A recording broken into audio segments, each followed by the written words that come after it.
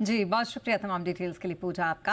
और अब बात करेंगे बाजार की, जहां आज अप्रैल सीरीज की शुरुआत हुई और पहले दिन ही कमजोरी इसमें दिखाई दी। सेंसेक्स निफ्टी ने क्लोजिंग में गिरावट के साथ हफ्ता खत्म किया। निफ्टी 73 अंक गिरा और ये 23,519 के स्तर पर बंद हुआ। सेंसेक्स 191 अंक गिरा, ये 77,415 के लेवल पर क्लोज हुआ। निफ्टी बैंक की 11 अंकों की कमजोरी यहां भी रही, 51,565 पर यह क्लोज हुआ। और आज के बाजार का हाल बता रहे हैं जी बिजनेस के मैनेजिंग एडिटर अनिल सिंह। हफ्ते के आखिरी दिन और नई सीरीज यानी कि अप्रैल सीरीज के शुरुआत में पहले दिन बाजारों में उतार चढ़ाव के बीच मिला जुला सा कारोबार और हल्की सी कमजोरी दिखाई। वैसे अप्रैल सीरीज की शुरुआत में एफआईएस की इंडेक्स लॉन्ग पोजीशन फ्यूचर्स में 40% पर थी, पिछली सीरीज के मुकाबले में थोड़ी सी बेहतर, लेकिन हल्के नोट पर इस सीरीज की शुरुआत हुई क्योंकि रोलर्स थे कम और निफ्टी का ओपन इंटरेस्ट भी कम, यानी कि शॉर्ट रोलर्स थोड़े से कम होते दिखे हैं। पिछले सीरीज में जो कुछ भी थोड़ी बहुत शॉर्ट कवरिंग और खरीदारी हुई, उसके बाद मंदी की पोजीशन आगे कम होती दिखी। और ऐतिहासिक तौर पर देखें तो अप्रैल की सीरीज बाजार के लिए थोड़ी अच्छी भी रहती है। पिछले 10 सालों में से 8 साल अप्रैल की सीरीज पॉजिटिव बंद होती दिखी है और इसी को देखते हुए बाजारों ने 23,600 के लेवल के आसपास शुरुआत की और उसके बाद सीमित दायरे में कारोबार करते हुए नजर आए। निफ्टी की 200 पॉइंट की रेंज रही, नीचे में 23,450 और ऊपर में 23,650 की रेंज में ट्रेड करते करते बंद होते होते उतार चढ़ाव के बीच हल्के लाल निशान में बंद हुए। वो था 75 अंकों का नुकसान, 23,500 के बेहद करीब बंद होते दिख रहे हैं। इंटरेस्टिंग बात यह है कि निफ्टी ने कल के हाई और कल के लो के बीच में ही लगभग ट्रेड किया, यानी कि रेंज को तोड़ा नहीं। इसके विपरीत बैंक निफ्टी जो आमतौर पर और लगभग पूरे दिन काफ़ी मजबूत था, लेकिन बंद होते होते इसने भी हल्की सी शांत सुस्त क्लोजिंग दी। वैसे 500 पॉइंट की रेंज रही बैंक निफ्टी के लिए, 51,335 और 51,835 की रेंज में पूरे दिन भर वक्त बिताया। ज़्यादातर समय बैंक निफ्टी मजबूत था, लग भी रहा था कि ये लीडरशिप लेगा, लेकिन बंद होते थे सिर्फ 11 अंक नीचे और 51,575 के अहम लेवल के आसपास बंद होता हुआ दिखा। सेंसेक्स में करीबन 150 अंकों का रहा नुकसान। मिड कैप और स्मॉल कैप शेयर भी आज भारी उतार चढ़ाव दिखाते दिखे। पहले हाफ में बेहद मजबूत, दूसरे हाफ में दिग्गज शेयर न चलते देख यहाँ पर भी प्रॉफिट बुकिंग आती दिखी। सो नई सीरीज की शुरुआत एकदम दम साधे शांत सतर्क नोट पर हुई। क्यों? क्योंकि 3 दिनों का लंबा वीकेंड है। बाजार सोमवार को भी बंद है और अब सीधे मंगलवार को खुलेंगे। अब पता ही है आपको, 3 दिनों का वीकेंड हो और अमेरिका में टैरिफ को लेकर ढेर सारी चिंताएं हों, ढेर सारे ऐलान आने की संभावनाएं हो। उसके बाद 2 अप्रैल को जो बड़ा दिन है जब ट्रंप साहब टैरिफ का ऐलान करेंगे पूरी दुनिया भर पर, उससे पहले इस लंबे वीकेंड के पहले ट्रेडर्स नई पोजीशन बनाना नहीं चाहते और जो पुरानी पोजीशन है उसे कम करना चाहते हैं। यही ट्रेंड देखने को मिला और शायद यही वजह थी कि आज दोनों तरह के ट्रेड्स में कॉन्फिडेंस कम था।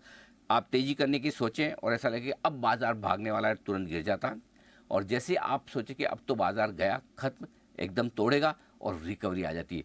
दोनों ही लॉन्ग और शॉर्ट ट्रेडर्स में आज कॉन्फिडेंस था कम, वेट एंड वॉच वाली सिचुएशन ज़्यादा और अगले हफ्ते का था इंतजार।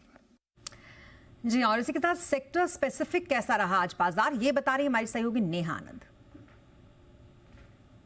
देखिए, अप्रैल सीरीज की शुरुआत बहुत ही धमाकेदार नोट पर हुई है। Nifty, bank Nifty, Sensex, mid, small cap, इन सब ने बहुत अच्छी शुरुआत की और एटलीस्ट आप कह सकते हैं कि मिड सेशन तक यहाँ हरियाली छाई रही और बहुत बेहतरीन प्रदर्शन रहा।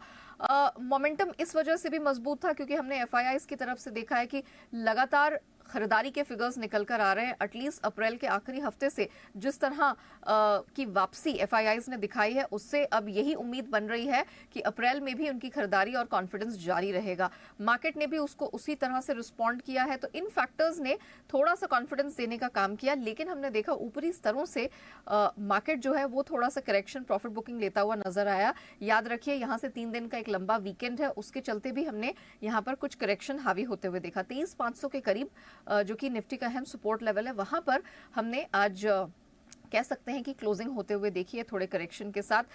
सेंसेक्स, बैंक निफ्टी में भी कुछ यही आप कह सकते हैं कि मूवमेंट देखने को मिला। Nifty, mid cap, small cap जहां पर दिन भर बहुत ही बेहतरीन प्रदर्शन दिखा, ऊपरी स्तरों से ये भी थोड़ा सा कूल ऑफ होकर बंद हो रहे हैं।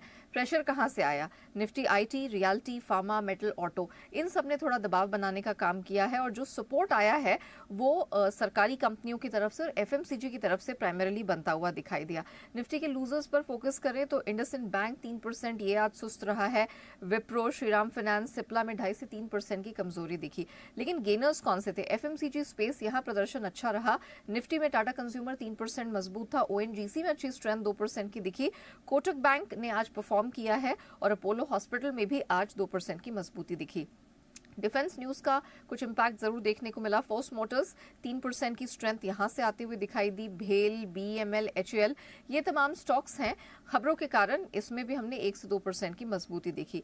खबरों के चलते कुछ एक और स्टॉक्स हैं जो परफॉर्म करते दिखाई दिए। बीएसई 17% की धमाकेदार यहां पर स्ट्रेंथ दिखी, स्टॉक ऑफ द डे रहा और बहुत ही बेहतरीन परफॉर्मेंस यहां से निकल कर आया। सीडीएसएल में 3% और एचबीएल इंजीनियरिंग भी 2% मजबूती दिखाने में कामयाब रहा। कुछ अगर मिड और स्मॉल कैप स्पेस के लूजर्स की बात की जाए, एजिस लॉजिस्टिक्स 10% की कमजोरी दिखी। इनफैक्ट शुरुआत ही इसकी आज नेगेटिव नोट पर हुई थी। साथ ही आईओबी, ऊनो मिंडा, इंटेलेक्ट डिजाइन भी कुछ एक ऐसे नाम रहे जो 4.5 से 6% टूटे हैं।